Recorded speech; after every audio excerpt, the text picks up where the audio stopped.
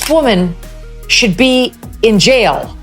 Literally, Hillary Clinton should be behind bars. And so should the people who worked for her who did this. This is so blatantly corrupt. She wanted to distract from her email scandal. She cooked up a plan to accuse Trump of being a Russian agent in order to distract from her own legitimate scandal. She made up a scandal about Trump being a Russian asset. And they banked on the intel agencies working with her to perpetuate this lie, and it appears they were only too happy to assist. What happens when a legacy built on power, polish, and perfectly crafted comebacks meets Megyn Kelly's icy precision? Pure combustion. Hillary Clinton came armed with decades of political armor, but Megyn arrived wielding truth like a scalpel, her wit slicing through every carefully constructed facade. No mercy, no fluff, just a ruthless unmasking, live and unapologetic. This wasn't a roast, it was a reckoning. And Hillary never saw the spotlight turn that fast. Now know how Russiagate got started, and we know that it was all a lie, started by the Hillary Clinton campaign.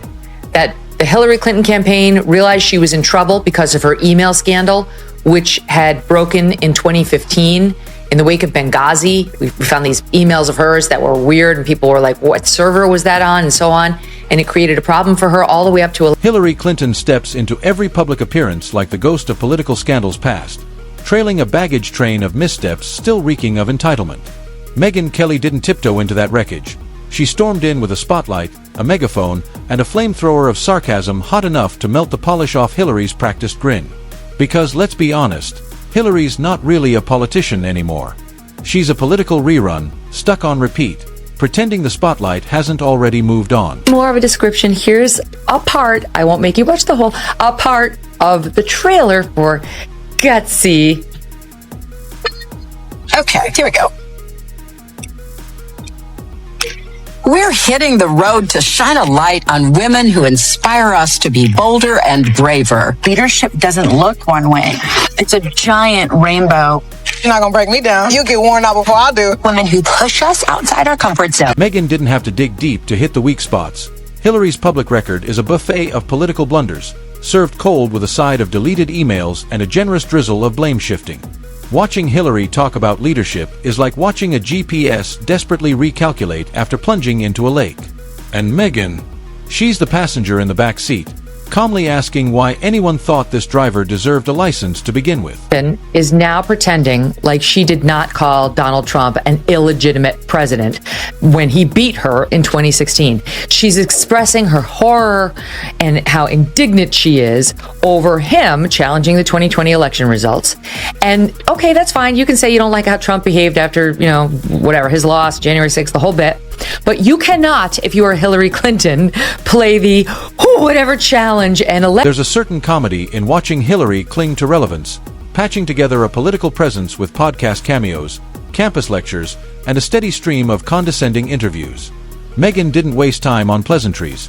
She lit a match, torched the illusion, and watched it collapse in real time. Hillary's version of leadership, the kind that makes people nostalgic for dead air.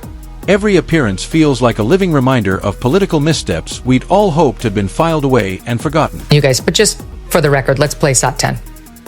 I do think that he knows that he's an illegitimate president. I believe he knows he's an illegitimate president. He knows that there were a bunch of different reasons why the election turned out the way it did. And as I've been telling candidates who have come to see me, you can run the best campaign, you can even become the nominee, and you can have the election stolen from you. She doesn't campaign anymore.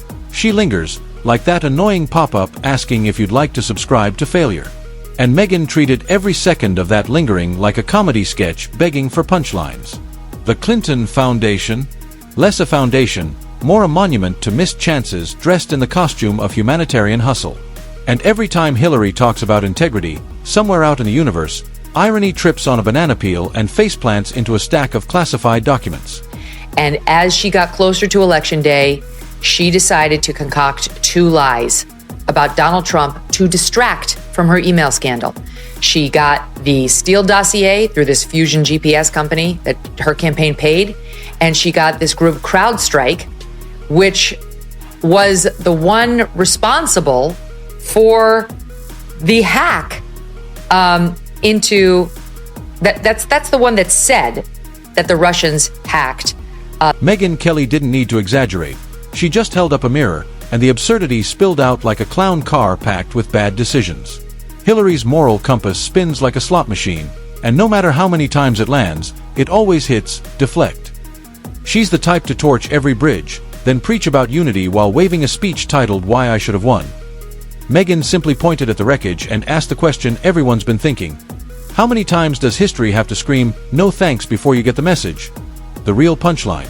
Hillary still believes she's feared, like some final boss in a dated political video game.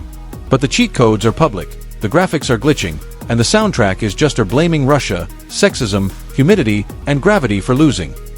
Megyn cut through that mess like a hot knife through butter-flavored spin.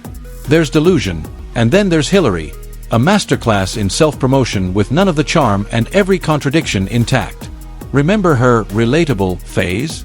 As if throwing on a flannel shirt could erase decades of polished deflection and corporate smirks. Clinton just weighed in publicly again on why she lost. And just in case you were thinking it was because she didn't go to Wisconsin, you are wrong. It is you, women of America. It is your fault. She now sits down for an interview and decides that the reason she didn't win is American females. That they didn't like that she wasn't. Megyn Kelly made the whole charade feel like a late-night sketch penned by a room full of out-of-touch interns. Hillary walks into every interview like the universe owes her a thank you note just for existing on the same timeline.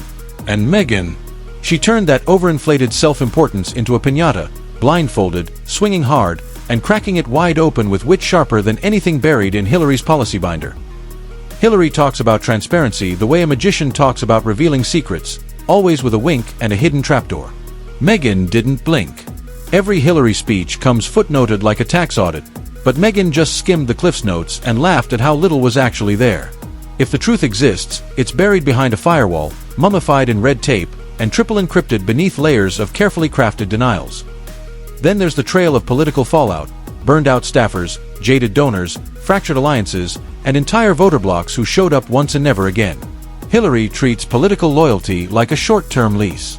Megyn turned that rental agreement into a punchline, because nothing screams, for the people, like cashing $250,000 checks from big banks while tweeting about wage equality from a Gulf Stream. Hillary Clinton decided to drop an op-ed in the New York Times today that's entitled, "How much dumber will this get?"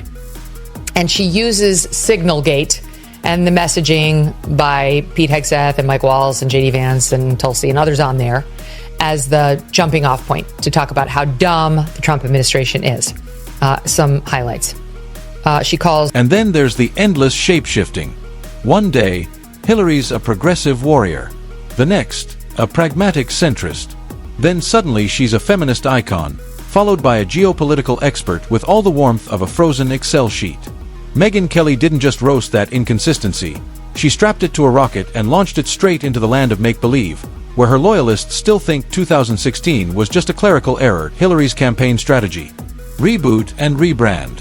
Only problem, the product never changes, and the slogans always sound like weary echoes from history.